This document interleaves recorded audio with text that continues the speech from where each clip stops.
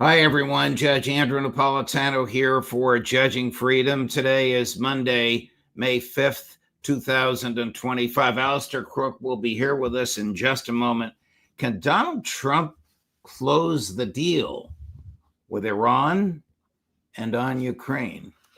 But first, this. While the markets are giving us whiplash, have you seen the price of gold? It's soaring. In the past 12 months, gold has risen to more than $3,000 an ounce. I'm so glad I bought my gold. It's not too late for you to buy yours. The same experts that predicted gold at $3,200 an ounce now predict gold at $4,500 or more in the next year. What's driving the price higher?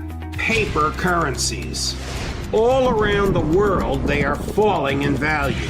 Big money is in panic as falling currencies shrink the value of their paper wealth. That's why big banks and billionaires are buying gold in record amounts. As long as paper money keeps falling, they'll keep buying, and gold will keep rising. So do what I did. Call my friends at Lear Capital. You'll have a great conversation, and they'll send you very helpful information. Learn how you can store gold in your IRA tax and penalty free or have it sent directly to your doorstep. There's zero pressure to buy and you have a 100% risk-free purchase guarantee. It's time to see if gold is right for you. Call 800-511-4620, 800-511-4620, or go to LearJudgeNap.com and tell them your friend the judge sent you. Alastair, welcome here, my friend. Always a pleasure. Just a word of guidance to our audience because of where Alastair is. There is a bit of a delay between my question, his answers, and our conversation.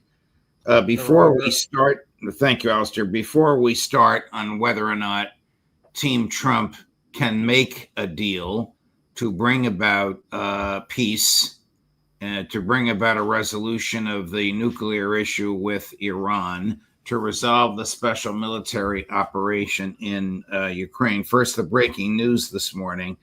I'm going to guess you're not surprised that Israeli Prime Minister Netanyahu announced today that after a cabinet vote, the IDF will soon begin its total and full occupation of the Gaza Strip. I'm not surprised. I was expecting it. This is to come. In many ways, I think that the attack on Yemen that happened just the other day, the big attack, continuing daily attacks in Yemen, I think was setting the scene for the next stage. Because not only will there be a major attack in Gaza, but there's also the beginnings of a real conflict in Syria that is taking place. There are the Turkish Air Force is contesting, and Israel is sending more troops, and it's called up more troops for reserves just now. So I'm not surprised. I think we're, everywhere we are seeing turmoil. I think this turmoil is going to get much worse. I think we could be on the edge of something much bigger in respect to Yemen and the missile that was fired into Ben Gurion Airport.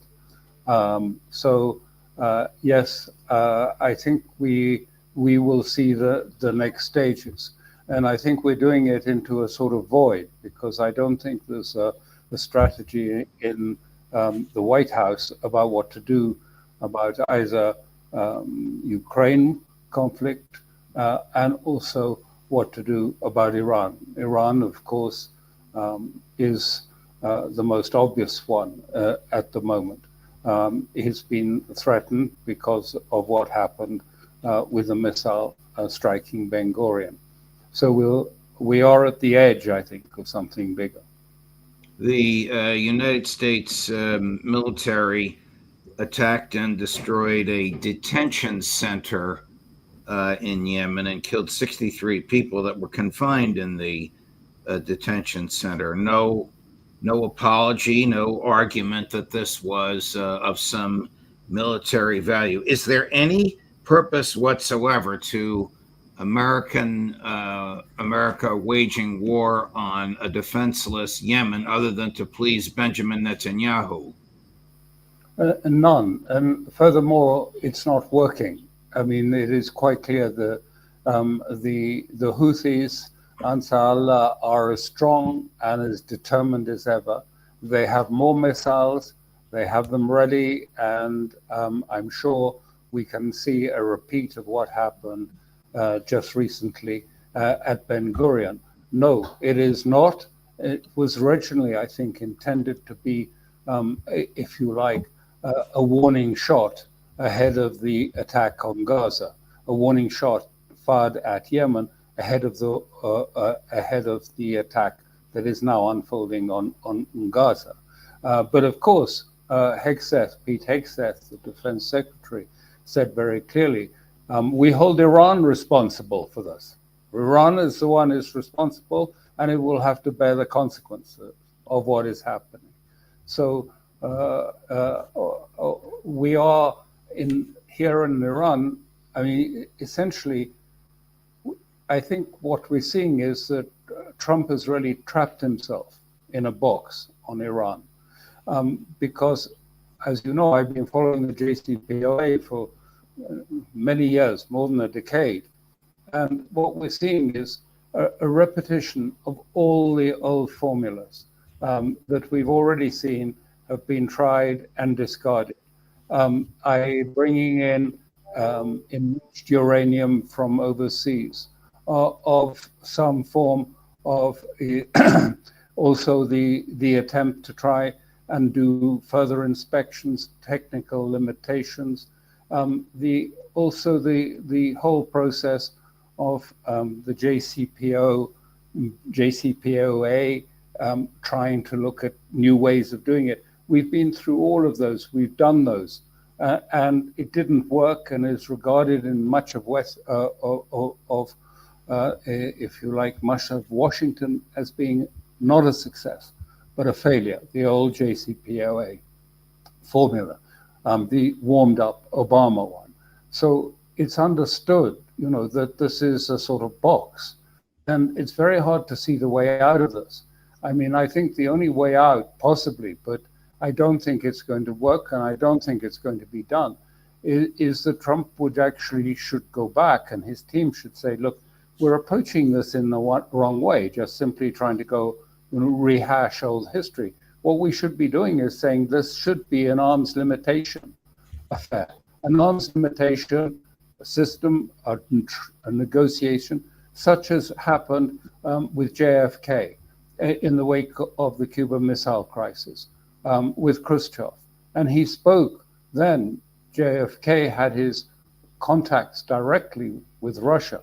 And out of that, after the missile crisis was resolved by the Americans taking the first initiative, then it was possible to talk to the Russians about strategic limitation of weapons. Well, here we have the same. This is basically should be a weapons limitation exercise, where the United States is asking Iran to do something it hasn't got. It hasn't got a weapon, according to American intelligence, and it's trying to limit the possibility of that. Well, in an arms agreement, in an arms limitation agreement, then there has to be some sort of reciprocity, because you have none. It's totally lopsided here, because Israel has a triad of weapons and a triad of delivery systems, submarines, aircraft, and land-based missiles.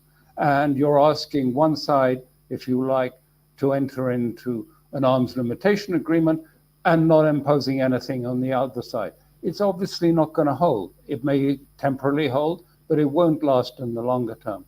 And the only answer would be for someone to say out loud and say, well, what about having Israeli weapons monitored by the AEA and controlled as a first step to trying to move it back into a structure which is more balanced, a structure which would enable it to be treated as an arms limitation exercise and not as a one-sided imposition on Iran for something that that the Americans say they haven't even got. How do you stop something that someone hasn't even got or necessarily wants? Isn't that the elephant in the room? The acknowledgement, the public recognition, whether it's by Donald Trump or Steve Witkoff or Marco Rubio or Pete Hegseth, it's not going to come from Benjamin Netanyahu, that Israel does have nuclear weapons. What moral basis is there for Israel to have nuclear weapons and its neighbor, who it threatens every day, not to have them? Well, precisely, and because Israel has threatened the use of nuclear weapons before. During the Iraq War, they threatened when Saddam Hussein's Scuds were being used, Israel threatened the use of nuclear weapons. And it's not only, it is a moral question, but it's more than that. It is also a question, this is the only logical way of proceeding, because we've done all this process of these other alternatives, and they haven't really brought much success. And if we go back to another JCPOA, an Obama-type JCPOA, which, by the way, Iran will not accept because they want improvements on the Obama JCPOA anyway. So if we went back to that, I don't think it would work in Washington, and it certainly wouldn't work in Israel. The question is, has Trump and his team got the guts to get up and say, well, look, the way to deal with this and to move this on, let's raise the issue. What about IAEA inspections in Iran and IAEA inspections on Israel as well, and start to match it up in a different way? Always when I've done negotiations in the past, different issues, of course, but when the two sides are blocked, when there's no means of moving on politically at that level, the best thing is to move the negotiations to a different level and to look at them from a different perspective, to change the perspective, away from seeing it as simply an imposition that has to be placed on Iran, to seeing this as something, a strategic negotiation between two states in order to end up with a treaty, an arms limitation treaty. I know it probably won't work, but it's also a way of keeping things going, because I don't really think, you've seen the Iranian complaints about the talks as they are, that the American side keeps changing their view, humming and hawing what they want to do, whether they want to do this approach or that approach. I mean, it's just not going anywhere, the negotiations, except back to what we've already seen in the past. There's nothing new on the table. Let me ask you one last question about Iran before we go over to Ukraine. You mentioned that at the outset of this conversation, Trump is boxed in. So Trump is impulsive. Rubio is a neocon. Witkoff is a building developer in New York City. Collectively, do they even understand the Iranian mind? Oh, absolutely not. I mean, when you come here, and I've experienced it in these days and things. I mean, it's just like, if you like, another dimension. Suddenly the veil slips down and you realize you're in a different dimension. People think differently. They think it's a whole culture that is different from our own. And so, no, they don't understand it. They don't want to understand it. And so they are not looking really for ways of resolving it. It's just really about ways of it's the old Western way of putting carrots and sticks, putting sticks, sufficiently enough pressure to make Iran conform. But Iran is not a utilitarian state like the West that, well, of course they will do this because it's in their economic interest to do this. It's not like that in these states, because they do even have a culture, of sacrifice and of principles and of moral values. And therefore, this gets weighed up. And what is Iran going to do if a new JCPOA is imposed on them? They're in their box too. I mean, why would Iran go on in this for another 10 years with sanctions? Look, we can't even have it with difficulty. We can communicate with you. And, we don't see what's happening on the other side. I've seen a lot of the, the media and that is apparent here, all sorts of media. And it's vibrant and it's creative and it's very energized. And we don't understand, it's not just a sort of passive negotiation that you do in business and you say, well, of course they'll have to accept it because, otherwise they'll go on. And the other thing is, of course, they've had Syria to see. Look what happened with the sanctions on Syria. It destroyed Syria. It completely destroyed the way of living. People were going hungry, were starving in Syria. Of course, that's not the case here in Iran. It's not like that. But nonetheless, what would be the way out of this? Where would this lead to? Does it have, if you're going to persuade Iranian negotiators to accept all of these restrictions, what are the vision does America or Trump have for, the next? Where is the way out? It's not. It's just more sanctions to shut the sunset clauses, to make it permanent. And that might suit the interests of Israel, but I don't see why it suits the interests of the United States of America.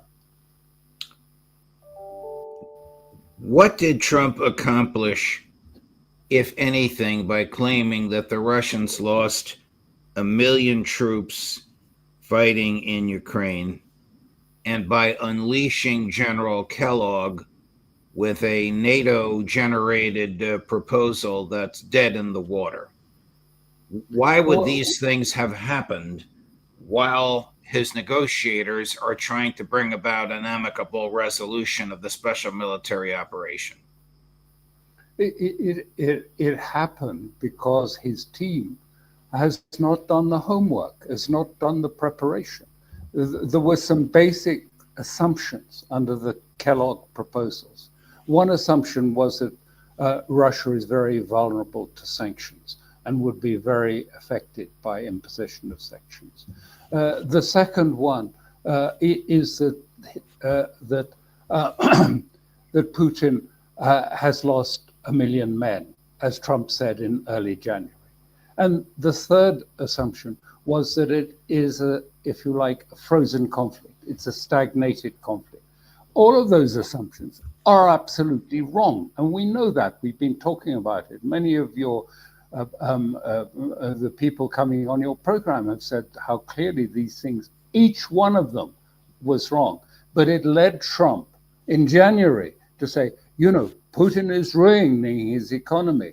I mean, his economy is in collapse. And, I'm doing him a really big favor by going down this route. He didn't. What he did was trap him because the policy of Kellogg, the model of Kellogg, was based on Korea. And it was based on Korea, which did have, first thing, ceasefire. And then the idea was, when you've done a ceasefire, we can have politics. Negotiations can come next after that. And actually, the negotiations are still coming. And they're still unresolved. How many years later, after the ceasefire was agreed? Nothing has changed on that. So Putin said very clearly, no, we have to have the negotiations, we have to have a political framework, and possibly if that works and we can see our way forward, then yes, then we can perhaps think about a ceasefire. But we have to tackle the underlying clauses of this. And what Kellogg did was cut that ground from under Trump's feet so that he goes into this and he demands a ceasefire. And Putin has been saying since June of last year exactly the conditions he would only agree to for a ceasefire. Did they not listen? Did they not hear? Did they not do the calculations on Russian losses? Did they not look afresh at the economy? It seems not. It seems as if they just stuck in the sort of, if you like, the new end of Cold War world that existed, end of history. It was the liberal world order is going on forever and will be the model for the future. And so they based it on the idea that America just has to put enough pressure on Putin and he will agree. It's the same model in Iran. And have people thought it through and worked out a strategy? What was the strategy for getting Putin to agree to the ceasefire? They went to the ceasefire talks first in Riyadh. They had no idea about how to actually implement. Oh, yes, talk about it later. Just agree a ceasefire. Let's talk about it, the details. And as I've said to you before, I've done several ceasefires. They're complicated, detailed things to work out. You don't just say, let's do a ceasefire, 30-day ceasefire. Let's start tomorrow and as soon as possible. Oh, we can work out the details later. Ceasefires mostly don't work. They collapse quite quickly. Why do you suppose, other than as a bargaining chip, why do you suppose the United States continues to supply intel and military aid to Kyiv at almost the same level at which the Biden administration was supplying it? In fact, in some cases, it's at a greater level. Well, this is the Kellogg idea that he's weak and he can be pressed, and enough pressure put on Putin that he will change his position and will agree to the ceasefire. In fact, it's had the reverse effect, because what has happened is the complete, if you like, of strategy underlying this proposal of the ceasefire, the complete lack of it has affected general Russian opinion. I mean, the elite opinion, the policymakers' opinion. They say, look, you know, it can change from 1 minute to another, Trump's strategy. He doesn't have a plan. He is ignoring what we have said all along, is that we have to have a clear framework of the problems. What are the problems? They are architectural problems, structural problems. That's not even being mentioned by the team. I mean, what sort of staff work is being done on this? I don't see any. I just see a sort of rushing into it. Now, I do see a difference, and I just want to make that clear.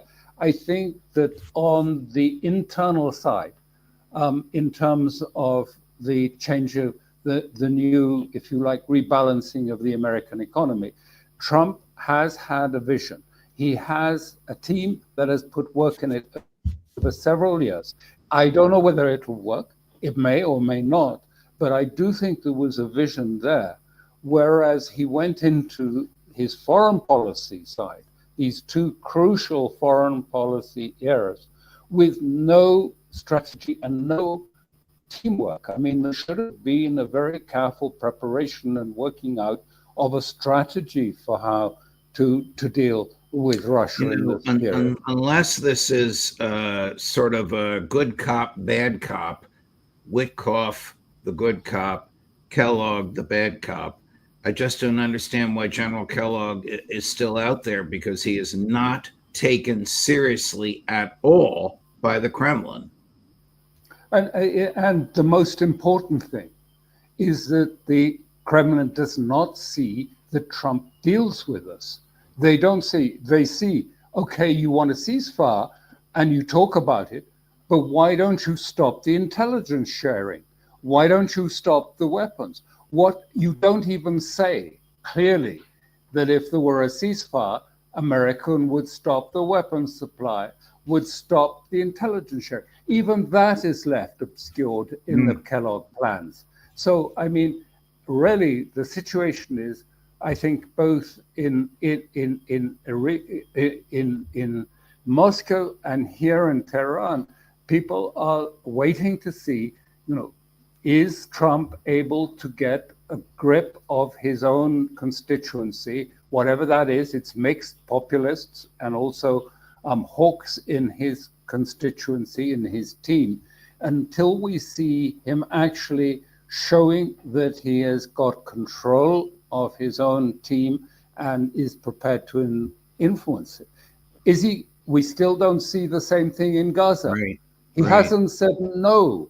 He hasn't said no. So the Houthis will go on. And the same in Iran. Iran will see these same old proposals from 2013 being put on the table again. And they will say, is this serious? What does he have in mind? Because we know it's not going to lead anywhere. It's just the old box. We're going around and around like rats in a box on the same issues. It's not going to get anywhere. So where does it end up? Does it end up with a military conflict? Well, probably it might. Last question. You're in Tehran. Have you had a chance to put your finger on the pulse of the perception of the Trump administration in the Iranian capital? I won't claim that it has been. I'm really just beginning the talks rather than sort of ending them. But I think what I just told you is a fair reflection of what is happening. Right. Here, they know that these are just going around the old issues that have been discussed, removing enriched uranium to Russia and things. I mean, we've done that. We did all that. We've done inspections. We've had limitations on centrifuges. All these things have been done. And here we are, all this time later, the same process. And, I think they're waiting to see, is Trump capable of saying no to Israel? Because, as you know, and I've said before, ultimately, it's not about 3.67 enrichment, 20% enrichment. It is basically the divisions in the United States, in the Pentagon, between those who are restrainers and don't want to see a war on Iran, and those that are Israeli firsters and are advocating, as Netanyahu is, for a strike on Iran. Alastair, thank you very much, my dear friend. Much appreciated. Safe travels. We'll look forward to seeing you next week. All the best. Thank you very much, Judge. All the best to you. Thank you. With many thanks to my producer, Chris, and to Alastair for all we had to do to make that work. It took many hours to get the internet to the point where we could have a meaningful conversation. Coming up at 10 this morning, Ray McGovern. At 1 this afternoon, Medea Benjamin, the head of Code Pink. Why do the Republicans want her investigated? At 2 o'clock, Larry Johnson. And at 4 o'clock, always worth waiting for, Scott Ritter, Judge Napolitano for Judging Freedom.